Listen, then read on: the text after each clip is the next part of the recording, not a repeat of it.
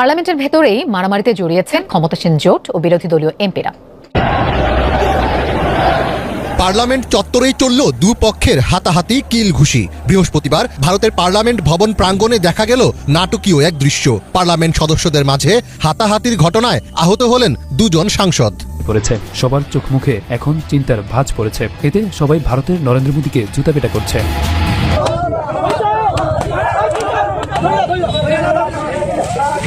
দর্শক, ভারতের পার্লামেন্টের ভিতরে ব্যাপক মারামারি, ইতিমধ্যে কঠিনভাবে আহত হয়েছেন। দিনভর উত্তপ্ত ভারতের পার্লামেন্ট চত্বর। ক্ষমতাসীন দল ভারতীয় জনতা পার্টি, বিজেপি ও প্রধান বিরোধী দল কংগ্রেসের প্রতিবাদ পাল্টা প্রতিবাদ রূপ নেয় হাতাহাতিতে। এতে আহত হয় এমপি প্রতাপ সারেঙ্গি ও মুকেশ রাজপুত নামে বিজেপির দুই নেতা। বাংলাদেশের রপ্তানি বন্ধ হওয়ায় এভাবেই বস্তায় বস্তায় আলু ও পেঁয়াজ রাস্তায় ফেলে বিক্ষোভ করছে ভারতীয় কৃষকেরা। সাথে সাথে বিজেপি নেতা শুভেন্দুর বিরুদ্ধে আন্দোলনে নেমেছে ভারতের কৃষকেরা। বলছিলাম যে শুভেন্দুকে আমাদের কিছু করতে হবে না, ভারতের নাগরিকরা, কৃষকরা। ভারতের সেই ছাগলের ৩ নম্বর বাচ্চা ও বিজেপি নেতা শুভেন্দু অধিকারী এবার জনতার রোষানল ও মারধরের শিকার। আপনি কি জুতো মেরেছেন? আপনি বিরোধী দল নেতাকে জুতো মারছেন? আপনারা আটকাচ্ছেন, জুতো মারছেন। কি ছবি বাংলার? নন্দীগ্রামে ঘটল এক নজিরবিহীন ঘটনা। জুতা দিয়ে মারল বিক্ষুব্ধ জনতা। ব্রিটিশ সাময়িকী দ্য ইকোনমিক্সের বিচারে 2024 সালে সেরা দেশের তালিকায় উঠে এসেছে বাংলাদেশ। ডক্টর মোহাম্মদ ইউনূসের নেতৃত্বে নতুন যাত্রার সূচনার কারণেই ব্রিটিশ সাময়িকী দ্য ইকোনমিক্সের এই মূল্যায়ন। দর্শক, বাংলাদেশে হিন্দুদের উপর নির্যাতন হচ্ছে এরকম মিথ্যা অভিযোগ তুলে সাম্প্রদায়িক দান্দা লাগিয়ে নিজেই কঠিনভাবে ফেসে গিয়েছেন শুভেন্দু অধিকারী। এবার ভারতেই তাকে জুতাপেটা করলো ভারতীয় নাগরিকরা। রাস্তায় বের হওয়া মাত্রই তাকে জুতার বৃষ্টি ছুড়ে দিচ্ছে একের পর এক জনতা। বাংলাদেশের বিষয় নিয়ে এমনকি মমতা ব্যানার্জিকে কটাক্ষ করে কথা বলে রীতিমতো কঠিন বিপদে আছেন তিনি। অন্যদিকে বাংলাদেশ এগিয়ে গিয়েছেন বিশ্বের শক্তিশালী দেশের মধ্যে বাংলাদেশ অন্যতম। এই তালিকা ইতিমধ্যে দিয়েছে কোন তারেক রহমানের কাছে যাব। উনি এই মুহূর্তে আমাদের সঙ্গে উপস্থিত হয়েছেন মোহাম্মদ তারেক রহমান, যুগ্ম সদস্য সচিব, গণ অধিকার পরিষদ। তারেক ভাই, অনেক অনেক স্বাগত। অবশেষে আমার এবং আপনার দেখা হলো। আমি ময়ূক রঞ্জন ঘোষ বলছি, সেই বিখ্যাত বা কুখ্যাত সাংবাদিক যে আপনার দেশে এই মুহূর্তে আপনাদের প্রেস কনফারেন্স করার কারণ। কিন্তু আমি তারেক ভাই একটা কথা আপনাকে প্রশ্ন করতে চাই, আপনাদের কি ভয় লাগছে? আরাকান আর্মির সাথে আপনারা যুদ্ধ করছেন না কেন তারেক ভাই?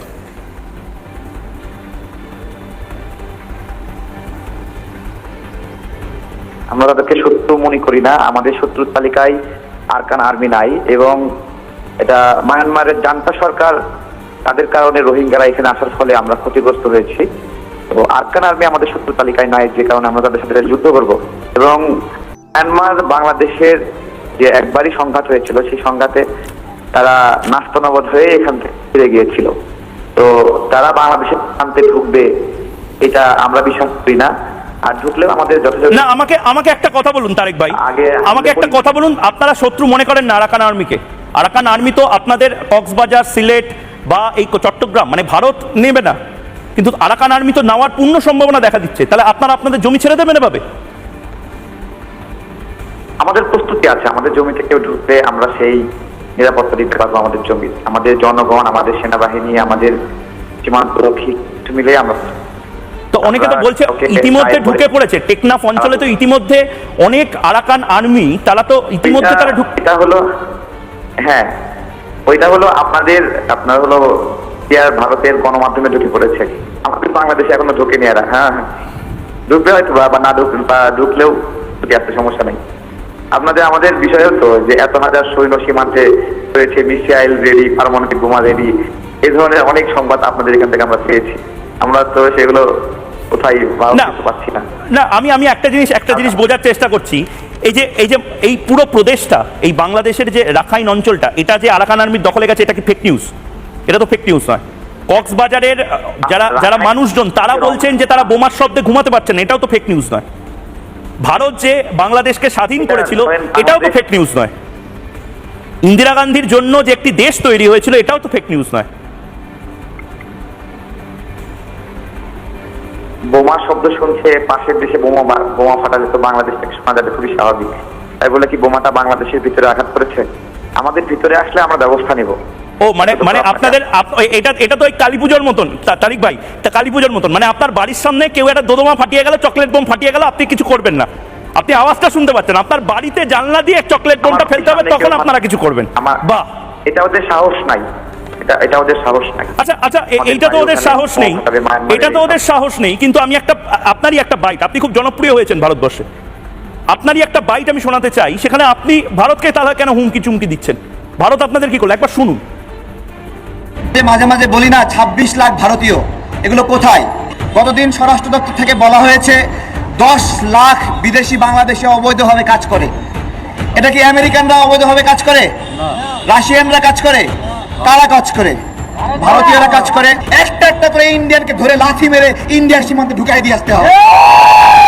নাই তারেক রহমান, আপনি কি ফুটবল টুটবল খেলেন নাকি? আপনি ভারতীয়দের লাথি মারতে চান কেন? আপনাদের কোন পাকা ধানে মই দিয়েছে ভারতীয়রা স্বাধীন করে?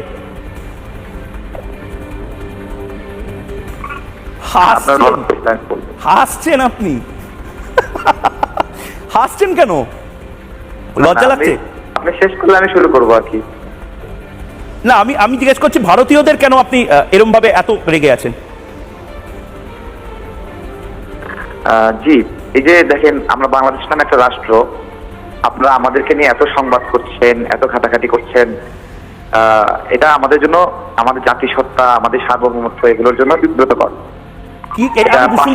আমি শুনতে পেলাম না তারেক ভাই, আমি শুনতে পেলাম না কি বললেন?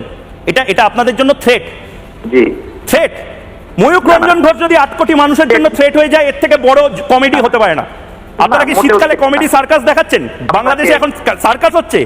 কি হচ্ছে দাদা? আপনারাই তো দেশকে এগিয়ে নিয়ে যাবেন, আর আপনারা এরকম করছেন। আপনাকে কমেডি মনে করে? হ্যাঁ, কি মনে করে? আমাদের দেশের মানুষরা আপনাকে কমেডি মনে করে। কমেডি? আমি কমেডি তো হতে পারবো না, কমেডিয়ান হতে পারি, সেটা আলাদা বিষয়। কিন্তু আপনাদের হাসির কারণে যদি আমি হই, কিন্তু আমাকে একটা কথা বলুন, কমেডিয়ানের জন্য যদি আপনারা ঠক ঠক করে কাঁপেন, এটা তো ভুল। আপনারা আমাদের কে নাই? আমি আপনার ভয়ে এখন কাঁপছি। হ্যাঁ, আপনার ভয়ে আমি এখন কাঁপছি। কাঁপছেন? কাঁপবেন না, আপনি উত্তরটা দিন। আপনারা কি অকৃতজ্ঞ?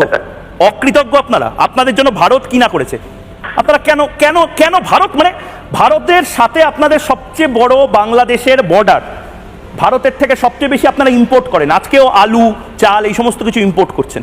তারপরে ভারতকে আপনারা এরকম ভাবে গালমন্দ করছেন, বলছেন যে লাথি মেরে দেবো, এই মেরে দেবো, ওই মেরে দেবো। আপনি কি ফুটবলার নাকি? মারাদোনা, পেলে, মেসি? দর্শক, বাংলাদেশ ও ভারত জুড়ে যে বর্তমান উত্তেজনা তৈরি হয়েছে, এরই মাঝে ভারতের সাথে সম্পর্ক কিছুটা কমিয়ে পাকিস্তানের সাথে সম্পর্ক করেছে ডক্টর মোহাম্মদ ইউনূস। এরই মাঝে উপদেষ্টা মাহফুজ আলম একটি ফেসবুকে পোস্ট করেছেন। তার পোস্ট নিয়ে এবার কড়া জবাব দিয়েছেন ভারত সরকার। ভারত সরকার তীব্র নিন্দা জানিয়েছেন। উপদেষ্টা মাহফুজ আলম বাংলাদেশের যে মানচিত্র ছিল, অখণ্ড মানচিত্র, সেটি প্রকাশ করে তিনি বলেছিলেন বাংলাদেশের যে বর্তমানে মানচিত্র রয়েছে সেটির সাথে যোগ করা হবে, ত্রিপুরা রাজ্য বাংলাদেশের দখলে না হবে। এরকম মন্তব্যের পর ভারতে রীতিমতো তোলপাড় সৃষ্টি হয়েছে। ইতিমধ্যে ভারত সরকার এ নিয়ে একের পর এক ক্ষোভ জানাচ্ছে। দর্শকের ভিডিওতে আপনারা দেখেছেন ময়ূক রঞ্জন ঘোষ, তিনি বাংলাদেশের একজন গণ অধিকার পরিষদের নেতা তারেক রহমানের সাক্ষাৎকার নিয়েছেন। তারপর তিনি নিজেই ফেঁসে গিয়েছেন। তিনি যেভাবে তাকে কমেডিয়ান বানিয়ে দিয়েছেন, এবার কঠিনভাবে ধরা গিয়েছেন তিনি। দর্শকের ভিডিওতে আপনারা দেখেছেন। এসব বিষয় নিয়ে আপনার কি মতামত জানাবেন। পরবর্তী ভিডিও পেতে চ্যানেলটিকে সাবস্ক্রাইব করে পাশে থাকা বেল বাটনটি অন করে দিবেন। ভিডিওতে একটি লাইক দিয়ে শেয়ার করে অন্যদেরকে দেখার সুযোগ করে দিবেন। এই মুহূর্তে বিদায় নিচ্ছি, দেখা হবে পরবর্তী ভিডিওতে। আসসালামু আলাইকুম রহমতুল্লাহ।